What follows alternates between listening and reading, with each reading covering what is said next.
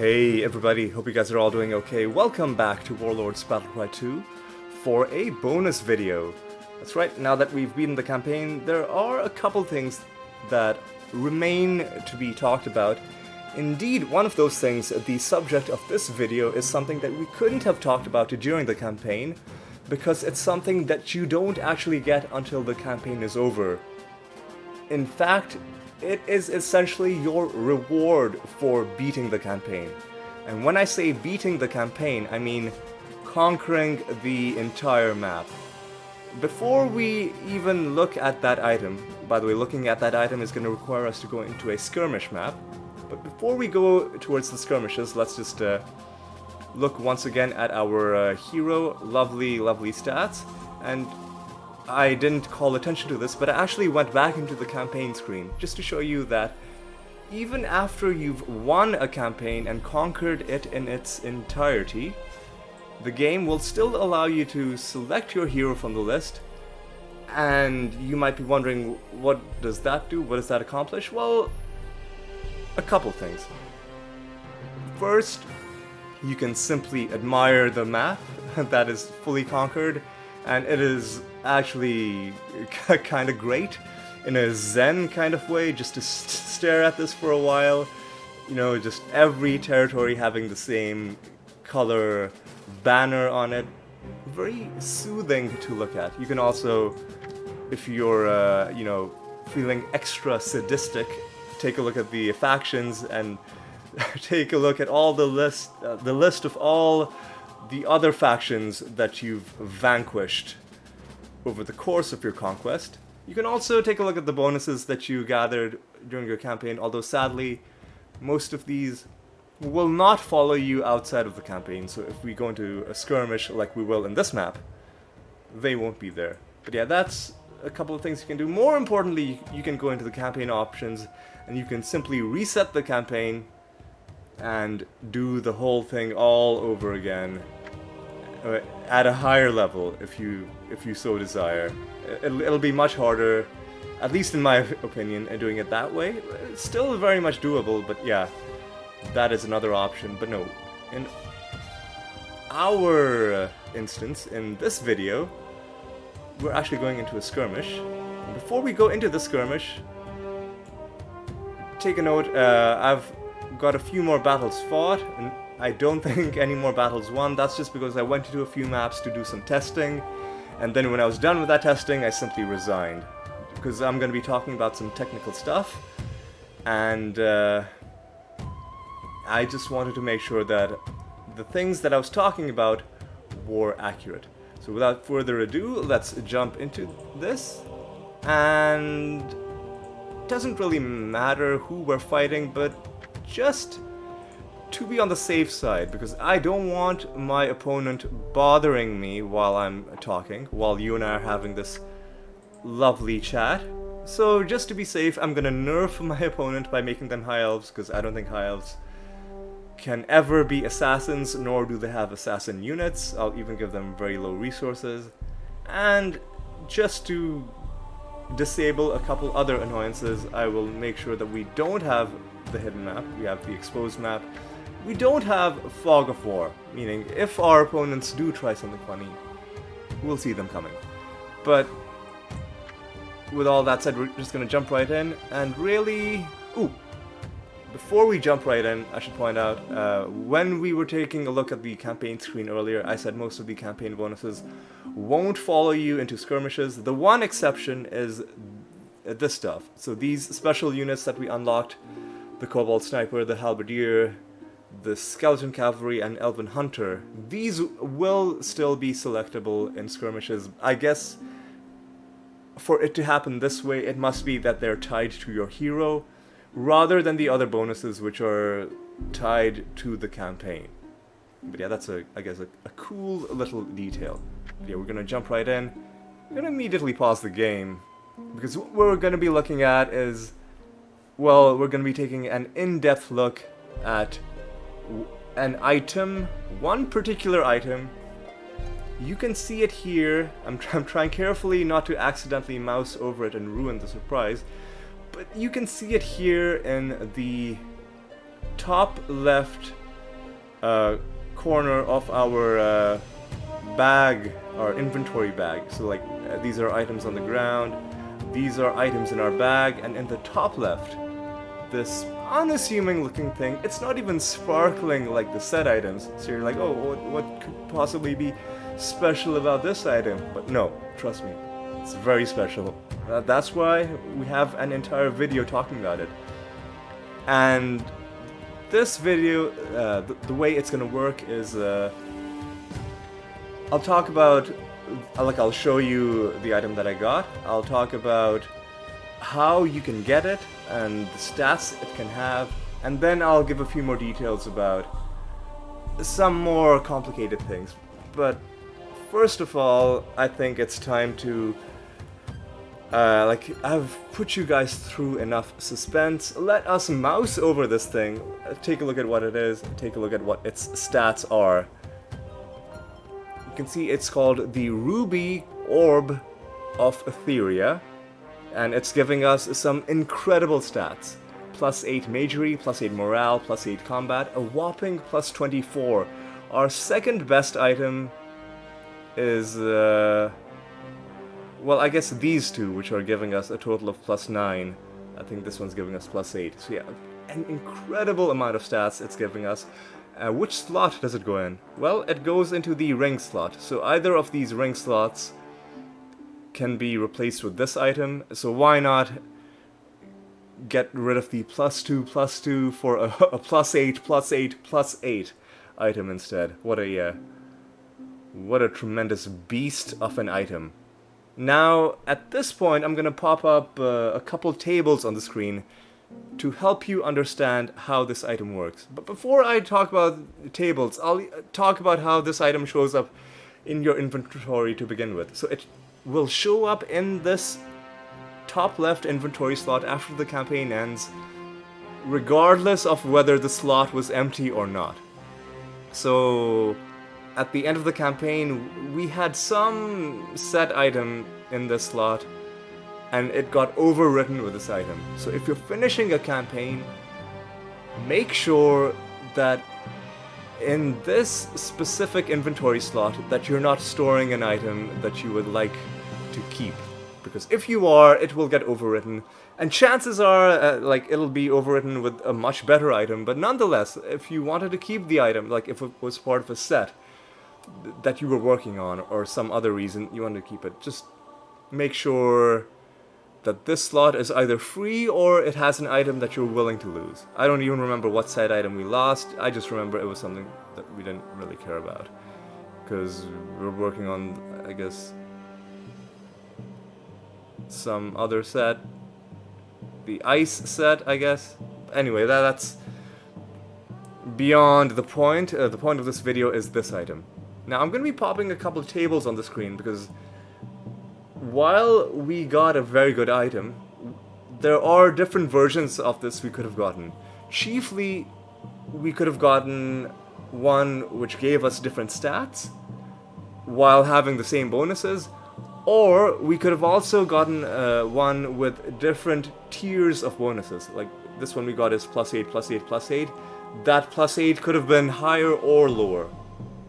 Strictly speaking, we got the second highest one, so it can only go one higher, but it can definitely also go a lot lower, depending on how you played your campaign to get this item. And that's another thing that we're going to be talking about. So the first table that I'm going to be popping up on the screen, let me actually exit the inventory. Table should be popping up right about now. This one is going to tell you what stats this item is capable of carrying. So, well, it also shows you the different tiers of items. You can see it goes from +5 to +9. So, as I mentioned, we got the second best one. Goes all the way from bronze to silver to gold to ruby to godly, and we got the second best one, which is the ruby. And you can see it also has a restriction in that the skills that it's boosting cannot be casting or conversion. Alright. But the main thing that I want to draw your attention to is the skills that it can give you. Just to take a look at the skills here, then we'll take a look at the one that we got, and we can see how happy we are with what we got. So, the way to understand this table is to think of it as this item having 3 different skill slots, and each of those slots can contain one of 3 specific skills. So the first slot can be either speed, merchant, or magery, as it says. The second one can be either combat, health, or morale. The third, either command, resistance, or training. And importantly, you can't have 2 different skills from the same group. So you can't have both speed and merchant, right? You can't have both health and combat. So it's one from each of these 3. Having looked at that, let's, I guess, put the table away for now. Open our inventory back up. And let's take a look at the item that we got. So we got magery from the first set, morale from the second set, command from the third set. Now, how happy am I with these bonuses? Well, morale is a damn good bonus. I think morale I would take even ahead of combat and health, which is what it was competing with from that group. Like, combat and health are nice to have if you're sending your hero out to personally fight against the enemy. And it does give you a bit of extra safety in Iron Man situations, but morale boosts all of your units. So, like, if it's high enough, it boosts all your units. So in the long run, I do think morale is more effective in the overall real-time strategy element of this game, where it's not just your hero, it's your entire faction, so it helps your faction. That's why I think I'm happy with that bonus. I'm less happy with the command and magery bonuses. With command, the reason I'm not too thrilled about it is because, well, our command was already large enough that we didn't really, like, we weren't having trouble converting our mines, for example. Now, there is one thing you can do with a very high command skill, is that you can use command aggressively. You can send your hero towards enemy bases, and you can start converting their buildings, and you'll be so far away that you can convert their buildings, and even outside of the range of their towers. Like, this far away is definitely outside of a tower's range. But I don't like doing that because it's a very cheap way to play. I've done it a couple times in the campaign, but in general, I don't like to play that way. It's not very satisfying, it's immersion breaking. So yeah, instead of command, I think I would have been happier getting, honestly, I guess resistance gives a bit more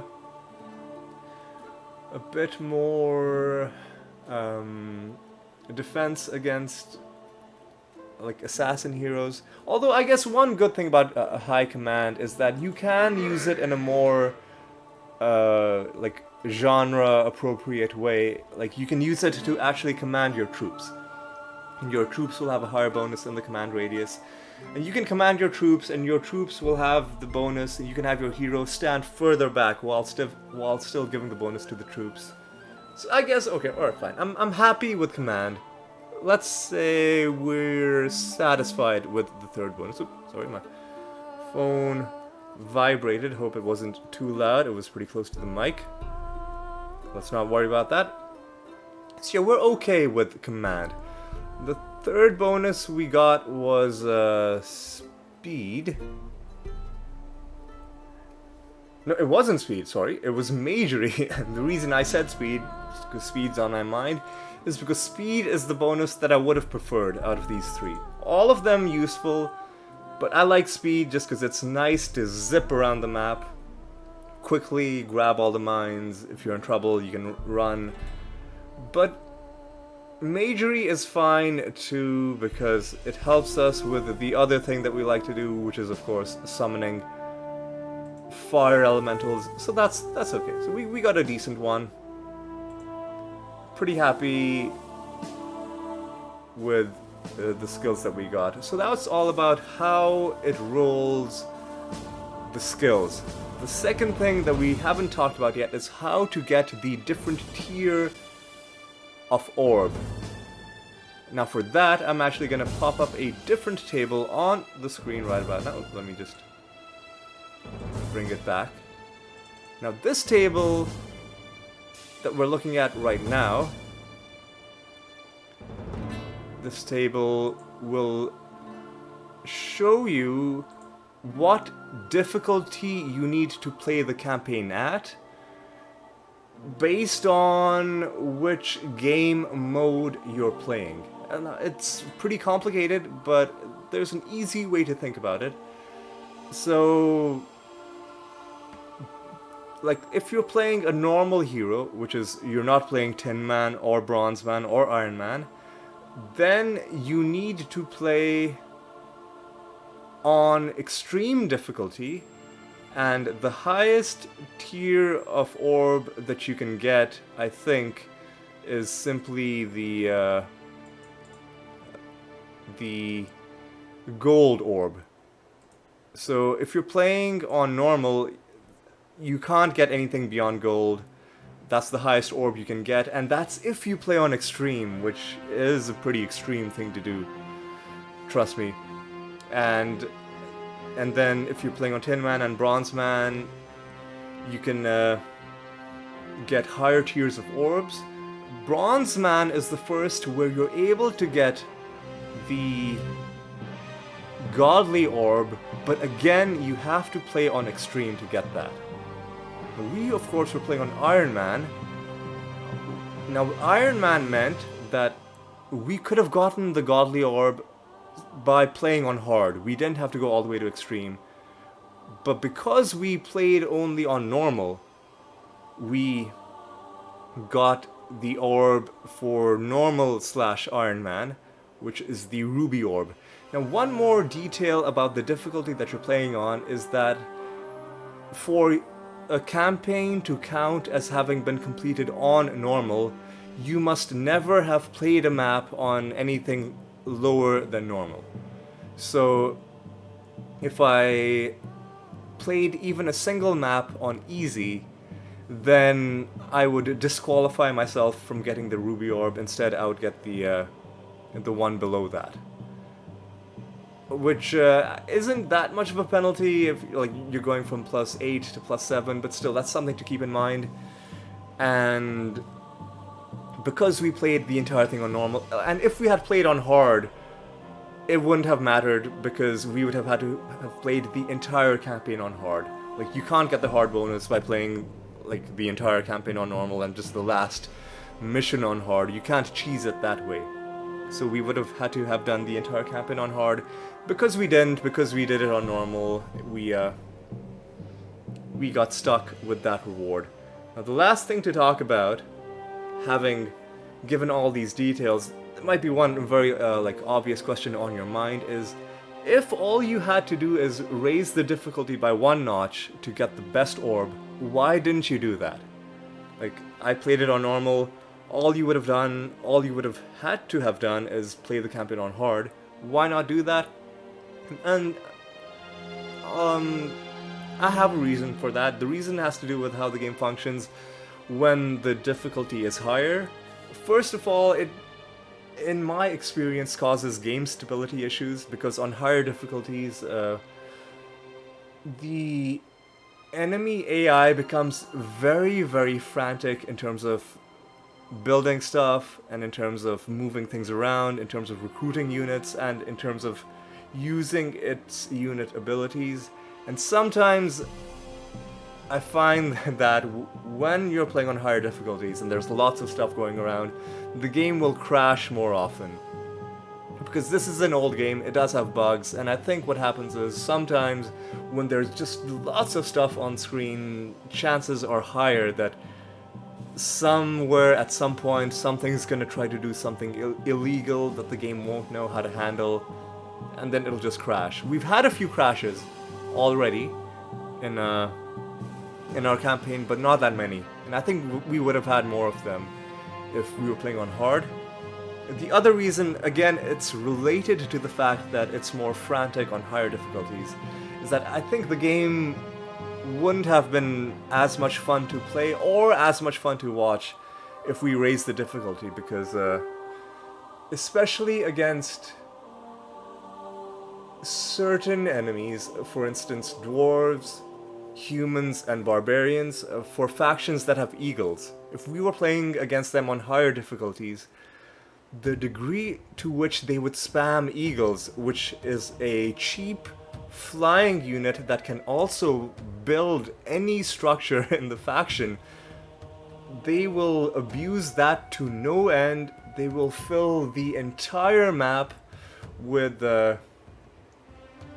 all kinds of like towers, other Eries that can generate more builders, and whereas usually to defeat a faction you need to destroy their keep, which is where their builders are coming from, against those guys with the extra condition that you can't just only destroy their keep, you also have to destroy, like, all of their Eries essentially become extra keeps for them.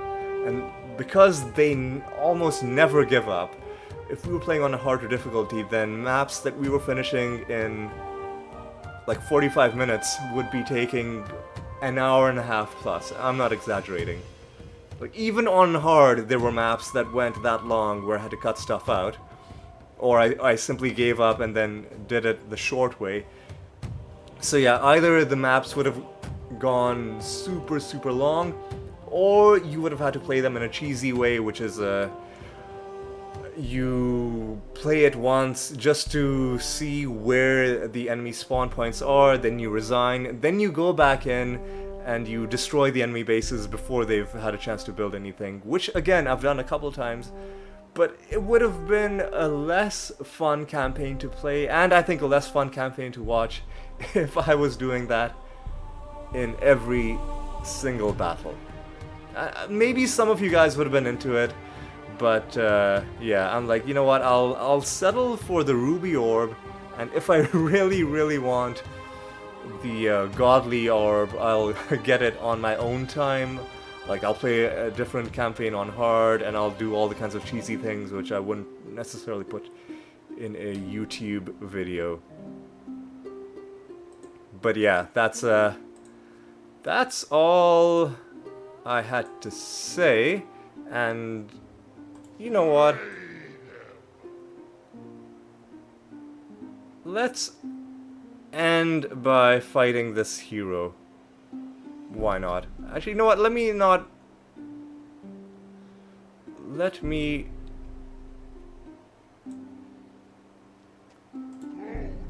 Hang on, what? What? Oh, the, what? Excuse me? Excuse me?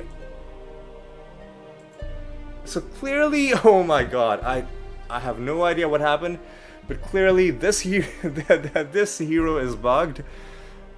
I don't think heroes are supposed to do this much damage, have this much health, have that much speed, this much armor, but the bigger clue that this hero is bugged is if we look at the hero class. Like, it has the hero name and, oh, excuse me, I'm trying to show, and where it says hero class, it says level 31, level 31, whatever the hell this is. So clearly something has gone wrong. Clearly we're not going to be fighting this hero. We're not going to be going anywhere near this hero, because she will kill us in one hit, and I am glad I saw that. It's definitely a screenshot moment right there. I'm glad I saw that before, you know, blindly sending my hero to his death, because even though we've completed our campaign, I don't I'm not ready to lose my permadeath hero just yet. Wow, what an unexpected bit of excitement in what I thought was just going to be like a boring video where all I'm talking about is a game concept. Yeah, I wonder what caused that. You know what, that's something that's something to investigate in its own separate video. I'll do some testing on my own time to see if I can reproduce this bug, but yeah, wow. I'm actually kind of thrown. I don't know if I had other stuff to say, because now my mind is completely filled with amazement at this bug we've encountered. But yeah, I think we are done with the stuff that we wanted to talk about. We covered the item, we covered how to get it, we covered how its stat generation works, we covered, you know, the thing about how it'll spawn into your inventory and overwrite other items in that slot. We also covered how you get different tiers of it with the difficulty system of this game. And I think we've covered just about everything, so we are going to call things to a close. Excuse me, we are going to call things to a close. Hope you guys had a good time, hope you maybe learned a thing or two, or if nothing else, hope you had some amusement at that hilarious bug we discovered with this hero. 2080 health. This is what I find hilarious. 8,339 plus 1. Like that's great. The game was really meticulous about including that plus 1.